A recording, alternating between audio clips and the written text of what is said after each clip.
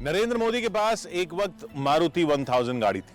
सफेद रंग की उस गाड़ी की एक खासियत थी, गाड़ी के पीछे वाली सीट कभी खाली नहीं रहती थी। गाड़ी की पिछली सीट पर नरेंद्र मोदी की किताबें रखी होती थी। उस दौर में नरेंद्र मोदी के भाषण के कैसेट बनते थे। गुजरात के कई पत्रकारों ने नरेंद्र मोदी के भाषण के उन कैसेट्स को आज भी संजो कर रखा है। कई लोगों को वो पुराने भाषण आज भी याद हैं।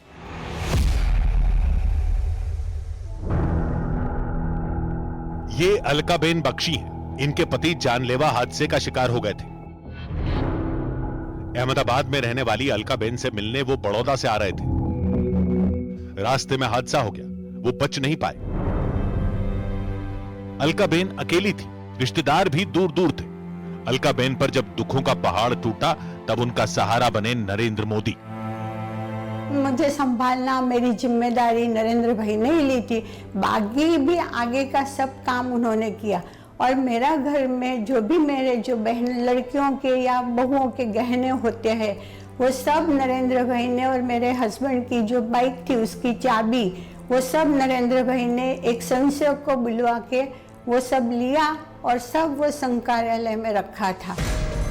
अलकाबेन याद करती हैं कि कैसे नरेंद्र मोदी ने न सिर्फ उन्हें संभाला बल्कि उनके सारे कीमती सामान को भी सुरक्षित रखा।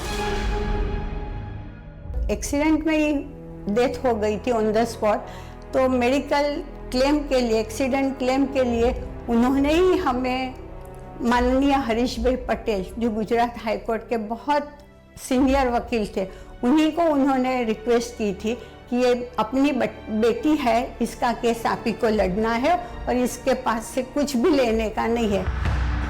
महादेव बसवा के संघ से जुड़ने का किस्सा भी चौंकाने वाला है। प्राइवेट नौकरी कर रहे महादेव ने एक दिन बॉस से छुट्टी मांग ली। बॉस ने छुट्टी देने की शर्त जो रखी उसे जानने के बाद नरेंद्र मोदी बहुत भड़क गए थे। महादेव बसवा बड़े गर्व से वो बात याद करते हैं। बॉस ने मुझे बोला कि अगर आज जाना है तो आप जा सकते हैं, लेकिन जब आप आएंगे तो आपको एक माफी पत्र लिख के देना पड़ेगा कि इसके बाद मैं कभी भी आरएसएस के काम नहीं करूंगा। मैंने नरेंद्र भाई से बात किया कि ऐसा ऐसा हुआ था, तो नरेंद्र भाई ने सीधा बोल दिया उसे घबराने की क्या जरूरत है, एक ही ऐसी जगह थोड़ी है नौकरी करने की, हजारों जगह है और कई नौकरी करेंगे। नरेंद्र मोदी ने कभी भी स्वाभिमान से समझौता नहीं किया। चुनावी राजनीति में हिंसा के बीच नरेंद्र मोदी का साहस देखने लायक होता है। नरोदा में हुए एक चुनावी घमासान में नरेंद्र मोदी ने गुंडों की पूरी फौज से लोहा लिया था। गुजरात बीजेपी के जनरल सेक्रेटरी रहते हुए नरेंद्र मोदी गुंडों से टकरा गए थे। विरोधी पार्टी के गुंडे मेटाडोर गाड़ी में भरकर आए थे। वारदात के चश्मदीद रहे वल्लभ भाई पटेल से सुनिए नरेंद्र मोदी के हौसले के आगे कैसे गुंडों की पलटन पस्त हो गई थी। हमारी पूरी टीम हम डिंगलीगढ़ बूथ पे ये चुनाव का काम कर रहे थे। उसी माहौल में कांग्रेस के कई गुंडों एक मेटाडोर भर के आए और चालू गाड़ी में से सोडा की बोतलें वगैरह फेंका, अपने कार्यकर्ता को लगा और भाग गए गाड़ी लेके।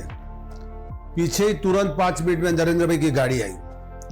तुरंत नरेंद्र भाई की गाड़ी रुकी, हमारे सबसे बात की और बात करते समय उसी टाइम एक पुलिस अधिकारी की जिप्सी निकली। उन्होंने तुरंत पुलिस अधिकारी की गाड़ी रोकी और दरवाजा खोल के अंदर बैठ गए और बोला गाड़ी चला आगे, गाड़ी के पीछे ले ले। नरेंद्र मोदी का वचन कभी खाली नहीं जाता। उन्होंने गुजराती के मशहूर लेखक प्रियकांत पारिक की ख्वाहिश पर एक वादा किया था। प्रियकांत पारिक चाहते थे कि उनकी लिखी 100वीं किताब का विमोचन नरेंद्र मोदी करें। ताज्जुब की बात यह कि प्रियकांत पारिक ने यह बात 75वीं किताब के विमोचन पर कही थी। कई साल बाद 2011 में जब वो अवसर आया तो इमोशनल कहानी बनी। प्रियकांत पारिक आधुनिक गुजराती साहित्य के प्रतिष्ठित लेखक और शिक्षाविद थे। उनके कहानी संग्रह अगन पिछोड़ी, हिमशिला, नवोक्रम, बोगनवेल और उपन्यास कोशा, कर्म, अर्थ, शोध प्रतिशोध, प्रवाह, नवी धरती बेहद लोकप्रिय हुए। प्रियकांत पारिक को गुजरात साहित्य अकादमी ने 2 बार सम्मानित किया। इन्हीं प्रियकांत पारिक की एक दिली इच्छा नरेंद्र मोदी से जुड़ी हुई थी। वरिष्ठ पत्रकार जपन पाठक प्रियकांत पारिक की ख्वाहिश को तब से जानते थे जब नरेंद्र मोदी ने उनकी लिखी 75वीं पुस्तक का विमोचन किया था।